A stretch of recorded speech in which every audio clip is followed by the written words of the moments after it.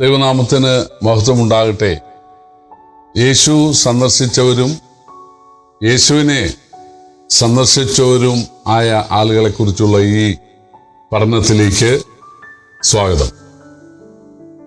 ഇന്ന് നമ്മുടെ കർത്താവ് ബെഥെസ്ദ കുളക്കരയിൽ എത്തിയ കാര്യമാണ് നാം ചിന്തിക്കാൻ ആഗ്രഹിക്കുന്നത്. യോഹന്നാന്റെ സുവിശേഷം 5-ാം അധ്യായത്തിൻ്റെ ആദ്യ വാക്യങ്ങളിലാണ് അത് എഴുതിയിട്ടുള്ളത്. യഹൂദന്മാരുടെ ഒരു ഉത്സവം ഉണ്ടായിട്ട് യേശു യെരുശലേമിൽ എത്തി. സാധാരണ ആളുകൾ ഉത്സവത്തിലെ ആഘോഷ പരിപാടികളിലൊക്കെ മുഴുകിയിരിക്കുമ്പോൾ യേശു ഏറ്റവും ദരിദ്രരും രോഗികളും ആയിട്ടുള്ള ആളുകൾ കഴിയുന്ന ആ ബെഥെസ്ദ കുളക്കരയിലേക്കാണ് പോയത്. എളിയവനെ ആദരിക്കുന്നവൻ ഭാഗ്യവാൻ എന്ന് 41-ാം സങ്കീർത്തനത്തിലുണ്ടല്ലോ. നമ്മെ സംബന്ധിച്ചും എളിയവരെ, നമ്മളെക്കാൾ താഴ്ന്ന ആളുകളെ ശ്രദ്ധിക്കുവാൻ ഒരു മനസ്സ് നമുക്കുണ്ടെങ്കിൽ അത് ദൈവത്തിൻ്റെ സ്വഭാവമാണ്. യേശു അവിടെ ചെന്നപ്പോൾ അവിടെ 5 മണ്ഡപമുണ്ട്. ഈ കുളത്തിന് 5 കവാടങ്ങളുണ്ട്. ആ 5 കവാടങ്ങളിലും രോഗികളായിട്ടുള്ള ആളുകൾ, മുടന്തര്, ചെകിടര്, കുരുടര്, ക്ഷയരോഗികള്, പക്ഷവാത രോഗികളൊക്കെ കിടക്കുകയാണ്. പക്ഷെ അതിലൊരാള് 38 വർഷമായിട്ട് അവിടെ കിടക്കുകയാണ്. എന്ന് പറഞ്ഞാൽ യേശു മനുഷ്യനാകുന്നതിന് മുമ്പ് തന്നെ അവനവിടെ കിടക്കുകയാണ്. അപ്പം ഏറ്റവും കൂടുതൽ കാലമായി കിടക്കുന്നത് ഇവനാണ് എന്ന് മനസ്സിലാക്കിയ കർത്താവ് അവൻ്റെ അടുക്കൽ ചെന്നിട്ട് ചോദിച്ചു, നിനക്ക് സൗഖ്യമാകാൻ മനസ്സുണ്ടോ? അപ്പോൾ അവൻ പറയുകയാണ്, യജമാനെ, കുളം കലങ്ങുമ്പോൾ എന്നെ കുളത്തിലാക്കാൻ ആരുമില്ല. അപ്പൊ ഇവിടെ ഒരു അന്ധവിശ്വാസമുണ്ട്.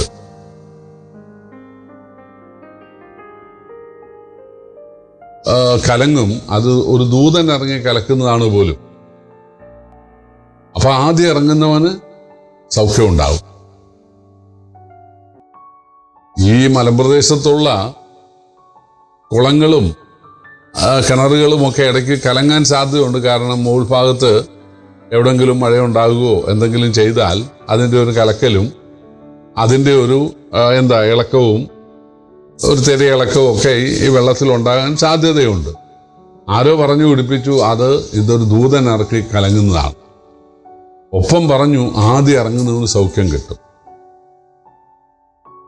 പ്രിയപ്പെട്ടവർ, ഈ അന്ധവിശ്വാസങ്ങൾ രോഗം പോലെയാണ്. രോഗമല്ലേ പകരുന്നത്, ആരോഗ്യം പകരത്തില്ലല്ലോ. പുരോഹിതന്മാര് ന്യായപ്രമാണം ഇങ്ങനെ പഠിപ്പിക്കുകയാണ്, അത് കേൾക്കാനൊന്നും ആരുമില്ല. പക്ഷേ ഇവിടെ ഭയങ്കര തിക്കും തിരക്കുമാണ്. രണ്ടാമത്തെ കാര്യം, ആളുകൾക്ക് ഈ ആത്മരക്ഷയേക്കാൾ വലിയത് അവർക്ക് രോഗസൗഖ്യമാണ്. അതുപോലെ ഭൗതികമായ നന്മകളാണ്. നിങ്ങൾ ഇന്ന കാര്യം ചെയ്താൽ കൂടുതൽ ധനം ഉണ്ടാകും, നിങ്ങൾ ഇന്ന സ്ഥലത്ത് പോയി പ്രാർത്ഥിച്ചാൽ രോഗസൗഖ്യം ഉണ്ടാകും, ഇന്ന ആളെ കണ്ടാൽ നിങ്ങളുടെ കടഭാരം മാറും. ഇതൊക്കെ ആളുകൾക്ക് വലിയ ഇഷ്ടമാണ്, കേൾക്കുന്നതും അനുസരിക്കുന്നതും. അതിനുവേണ്ടി എന്ത് ത്യാഗം ചെയ്യാനും ആൾക്ക് മനസ്സാണ്. ഭൗതിക നന്മയാണ് ആളുകളുടെ ലക്ഷ്യം. പക്ഷേ ഒരുപക്ഷെ ഇവന് ഒരു ആത്മാർത്ഥത, ഇവനൊരു ദൈവത്തെ അറിയാനുള്ള ഒരു മനസ്സ് ഉണ്ടെന്ന് സർവജ്ഞാനത്തിൽ മനസ്സിലാക്കിയിട്ടാകാം യേശു സൗഖ്യമാകാൻ മനസ്സുണ്ടോ എന്ന് ചോദിച്ചു. അവന് സൗഖ്യമാകാനാണ് പണ്ട് വന്നത്. പക്ഷേ ചില വർഷങ്ങൾ കൊണ്ട് മനസ്സിലായി സൗഖ്യമാകലുണ്ടാകത്തില്ല, കാരണം എന്നെ കുളത്തിലാക്കാൻ ആരുമില്ലല്ലോ. പക്ഷെ അവിടെ ആളുകൾ ധർമ്മം കൊടുക്കാറുണ്ട്. യഹൂദന്മാർ സ്വർഗത്തിൽ പോകാൻ 2 കാര്യമാണ് പ്രധാനമായിട്ട്. ഒന്ന് ദൈവത്തെ സ്നേഹിക്കുക, 2 കൂട്ടുകാരനെ സ്നേഹിക്കുക.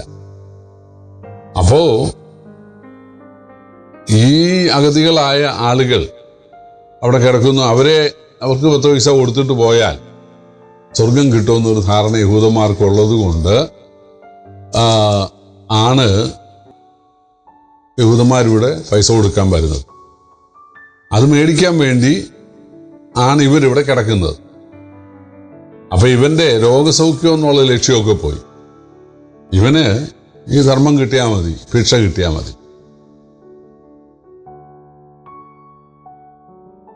അവൻ യേശുവിനോട് എനിക്ക് സൗഖ്യം വേണ്ട, ഭിക്ഷ മതി എന്ന് പറഞ്ഞില്ല. എനിക്ക് ആഗ്രഹമുണ്ട്, പക്ഷെ എന്നെ കുളത്തിലാക്കാൻ ആരുമില്ല എന്ന് പറഞ്ഞാൽ അങ്ങക്ക് എന്നെ സഹായിക്കാൻ കഴിയുമോ എന്നൊരു വ്യംഗ്യം അതിലുണ്ട്. യേശു പറഞ്ഞ് എഴുന്നേറ്റ് കിടക്കേട് നടക്കാം. അവന് ബലമുണ്ടായി. കഴിഞ്ഞ 38 വർഷമായി കിടന്നിരുന്ന ആ കിടക്ക, അതിനകത്ത് വേനൽക്കാലത്തേക്കുള്ള വസ്ത്രങ്ങൾ കാണും ആളുകൾ കൊടുത്തത്, മഴക്കാലത്തേക്കുള്ള അല്ലെങ്കിൽ തണുപ്പ് കാലത്തേക്കുള്ളത് കാണും, അവന് കഴിക്കാനുള്ള പാത്രം അത് കാണും. ഒരു പട്ടാളക്കാരൻ്റെ ഒരു ഒരു ഒരു ഒരു കിറ്റ് പോലെ ഉള്ള ഒരു വലിയ ഭാരമുള്ള ഒരു ചുമടാണത്. അവൻ നിമിഷ നേരം കൊണ്ട് അത് ചുരുട്ടി കെട്ടി തലയെ വെച്ചു. കിടക്കേട് നടക്കാനേ പറഞ്ഞുള്ളൂ. പക്ഷെ അവൻ നടന്നത് ദേവാലയത്തിനകത്തേക്കാണ്. അന്ന് ശബത്തുമാണ്. ശബത്ത് ചുമടി നോക്കാൻ പാടില്ല.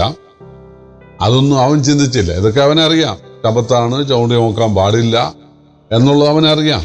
പക്ഷേ അവന് മനസ്സിലായി, ഒറ്റ നിമിഷം കൊണ്ട് 38 വർഷമായി രോഗിയായിരുന്ന എനിക്ക് ഇതുപോലെ ബലവും സൗഖ്യവും തന്നത് ദൈവമാണ്. യേശുവിനെ കുറിച്ച് ഇതിനോടവൻ കേട്ടിട്ടും കണ്ടിട്ടും ഉണ്ട്. അപ്പോൾ ഇത് തീർച്ചയായിട്ടും ദൈവമാണ്. അതുകൊണ്ടാണ് ദൈവത്തിൻ്റെ ആലയത്തിലേക്ക് കടക്കാമെന്ന് വിചാരിച്ച് അവൻ ദൈവാലയത്തിലേക്ക് ചെന്നു. അപ്പോൾ ആളുകൾ വന്നിട്ട്, ശബത്തല്ലേ, നിന്നോട് ആര് പറഞ്ഞു ചുമടി ചുമക്കാൻ? അവൻ പറഞ്ഞു, എന്നെ സൗഖ്യമാക്കിയവൻ. അതാരാണ്? അത് യേശു. അവൻ എല്ലാവരോടും പറഞ്ഞു, യേശു എന്നെ സൗഖ്യമാക്കി. അപ്പൊ യേശു പറഞ്ഞു, എൻ്റെ പിതാവ് ഇന്ന് വരെ പ്രവർത്തിക്കുന്നു, ഞാനും പ്രവർത്തിക്കുന്നു. പിതാവിന് ശബത്തില്ലെങ്കിൽ എനിക്കും ഇല്ല. നമ്മൾ താഴെ വായിക്കുന്നത്, യേശു ശബത്തിനെ ലംഘിച്ചുകൊണ്ട് മാത്രമല്ല, ദൈവം സ്വന്തം പിതാവ് എന്ന് പറഞ്ഞ ദൈവത്തോട് സമനാക്കിയത് കൊണ്ട് യഹൂദന്മാർ അവനെ അധികം കൊല്ലുവാൻ അധികം ശ്രമിച്ചു എന്നാണ്. യേശുവിനെ അറിയാമായിരുന്നു. ഈ ശബത്ത് ദിവസം ശനിയാഴ്ച ഇവന് ഈ കിടക്ക എടുത്തുകൊണ്ട് നടക്കാനിടയായാൽ, അത് യഹൂദന്മാർ കാണാനിടയായാൽ, ഇതാരാണ് നിന്നോട് ചുമക്കാൻ പറഞ്ഞതെന്ന് ചോദിക്കും, എനിക്കത് കുഴപ്പമാകും എന്നൊക്കെ യേശുവിനെ അറിയാമായിരുന്നു. പക്ഷേ ആളുകൾക്ക് സൗഖ്യം ഉണ്ടാകണം, അനുഗ്രഹം ഉണ്ടാകണം. തനിക്ക് ദോഷം ഉണ്ടായാലും കുഴപ്പമില്ല. പ്രിയപ്പെട്ടവരെ, നമുക്ക് ഇതുപോലെ പാപമോചനം ഉണ്ടാകാൻ, ആത്മീയമായ നല്ല നടപ്പുണ്ടാകാൻ ആണ് നമ്മുടെ കർത്താവ് കാൽവറിയിൽ ദോഷം അനുഭവിക്കാൻ, ശിക്ഷ ഏൽക്കാൻ ഇടയായി തീർന്നത്. ആ ഒരു ആത്മീയ പാഠവും നമുക്കിവിടെ നിന്ന് പഠിക്കാനായിട്ട് സാധിക്കും. ആരുമില്ലാത്ത ആളുകൾക്ക് യേശു ഉണ്ട്. തീർച്ചയായിട്ടും നമ്മെ അനുഗ്രഹിക്കാൻ, നമ്മുടെ മനസ്സിലെ ആഗ്രഹങ്ങൾ മനസ്സിലാക്കി നമ്മളെ സഹായിക്കാൻ, നമ്മുടെ അടുക്കൽ വരാൻ, നമ്മളെ സന്ദർശിക്കാൻ, നമ്മോട് സംസാരിക്കാൻ സ്വർഗത്തിൽ ദൈവത്തിന് മനസ്സുണ്ട്. അതാണ് നാം അനുഭവിച്ചത്. ഈ കർത്താവിനെ സ്നേഹിക്കാൻ, അനുസരിക്കാൻ, അനുഗമിക്കാൻ ദൈവം ഏവരെയും സഹായിക്കട്ടെ. കർത്താവിൻ്റെ വിലയേറിയ നാമം ഇന്നും എന്നേക്കും വാഴ്ത്തപ്പെടുമാറാകട്ടെ. ആമേൻ.